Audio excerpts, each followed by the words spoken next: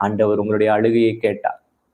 ஒரு இடத்துல ஒரு அன்பு சகோதரி தன்னுடைய ஒரு திருமண பந்தத்துல இணைந்து வாழ்க்கை தாரப்பட்டு போனார். அவங்க குடும்பத்துல நல்லா வாழ்ந்துட்டு வந்தாங்க. ஒரு நாள் ஒரு நல்ல தொழிலை செஞ்சு கொண்டு இருக்கும் பொழுது சடுதியா கணவர் வெளியில போனாரு. ஏதோ ஒரு தொழில் காரணமாக ஒரு வண்டியில அடிபட்டு இறந்து போய்விட்டார். இப்போ அந்த தொழிலை இவர் செய்ய முடியல. உடனடியாக அவரோடு இருந்த பார்ட்னர்ஸ்ல என்ன சொன்னாங்களா, நாங்க இவ்வளவு காசு கொடுக்குறோம், நீங்க இந்த தொழில் இனிமேல் தலையிடாதீங்க, அவருக்கு பிறகு நாங்க பாத்துக்கிறோம்னு சொல்லி அந்த தொழிலையும் எடுத்துக்கொண்டாங்க. திடீர்னு அந்த ஒரு 2 மாதம் 3 மாதம் கணவன் இழந்த வேதனை, ஒரே குழந்தையோடு உட்கார்ந்து கொண்டிருந்த அந்த சகோதரியின் இடத்துல திடீர்னு அவர்களுடைய பார்ட்னர்ஸ், அந்த சகோதரனுடைய பார்ட்னர்ஸ் வந்து சொன்னாங்க, இங்கம்மா இங்க பாருமா, இந்த தொழிலை நாங்கள் எடுத்துக்கொண்ட அதே சமயத்துல இந்த வீடை உன்னுடைய கணவன் எங்களுக்கு அடமானம் வைத்து பணம் வாங்கியிருந்தார், இந்த வீட்டின் மீதும் காசு வாங்கியிருந்தார் என்று சொல்லி ஏதோ ஒரு சீட்டை காட்டி ஏமாற்றி அவர்களை சொன்னாங்க, நீங்களே காலி பண்ணிருங்க, உங்களை பார்க்கறதுக்கு பாவமா இருக்கு, ஆனாலும் நீங்க காலி பண்ணிருங்க, ஒரு வாடகை வீட்டுக்கு போயிருங்க, இந்த வீட்டை நாங்கள் வித்துதான் நாங்க நிறைய காரியம் செய்யணும்னு சொல்லி அந்த சகோதரன் இறந்து போனதுனால ஏமாற்றப்பட்டு அவர்களை துரத்தி விட்டு அதை அபகரித்து கொண்டாங்க. அந்த சகோதரி நாதி இல்லாமல் ஒரே குழந்தையோடு தெருவுக்கு வந்து நின்றார்.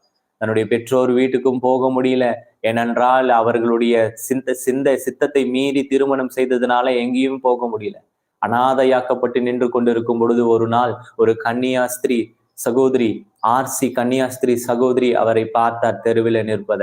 என்னம்மா இங்க நின்று அழுது கொண்டிருக்க, ஏம்மா கணவன் வரலையா, எங்கேயாவது தொலைந்து விட்டாயா, எந்த ஊருன்னு கேட்கும் பொழுது சொன்னார், இல்லம்மா எனக்கு இதே ஊரு, இந்த ஊரு தான், ஆனால் இப்படி ஒரு சூழ்நிலை ஏற்படுச்சு, நல்லா வாழ்ந்த குடும்பம், நல்லா வாழ்ந்தோம், இப்படி என் கணவன் இறந்து போன பிறகு மாற்றி மாற்றி ஏமாத்தி எல்லாத்தையும் பிடுங்கிக்கிட்டானுங்க, தெருவுல வந்து நின்னுட்டோம் அப்படின்னு சொன்னாங்க.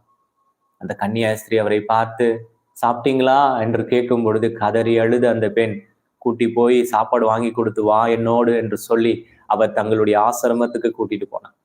அந்த இடத்துல போகும் பொழுது அங்க வளர்க்கப்பட்ட அந்த பிள்ளை, ஏதோ அந்த பெண் அந்த ஆசிரமத்திலேயே சின்ன வேலைகள் செய்து நான் இங்கேயே இருந்து கொள்கிறேன்னு சொல்லி அங்க இருந்தவர்களுக்கு சில வேலைகள் செய்து அப்படியே வாழ்க்கையில உயர்ந்து வந்தார். இன்றைக்கு அந்த பிள்ளைக்கு, அவர் பெற்ற பிள்ளைக்கு வயது 26. ஆண்டவர் திக்கற்ற பிள்ளைகளின் ஜபத்தை தள்ளாதவர். இன்றைக்கு IAS எக்ஸாம்ல அவர் டிஸ்டிங்ஷன் வாங்கி இன்றைக்கு ஒரு கலெக்டராக மாறி இருக்கிறார். ஹல்லேலூயா, கலெக்டராக மாறி இருக்கிறார். ஆண்டவர் திக்கற்ற பிள்ளைகளுடைய கண்ணீரை தள்ளுபவரா? ஒருபோதும் தள்ளுவது கிடையாது. ஒருவேளை நமக்கு கிடைக்கிற ஆசீர்வாதம் தாமதிக்கலாம் என் சகோதரர், தாமதிக்கும், கொஞ்சம் தாமதிக்கும், ஆனால் மறந்து போவதில்லை என்னுடைய கர்த்தர்.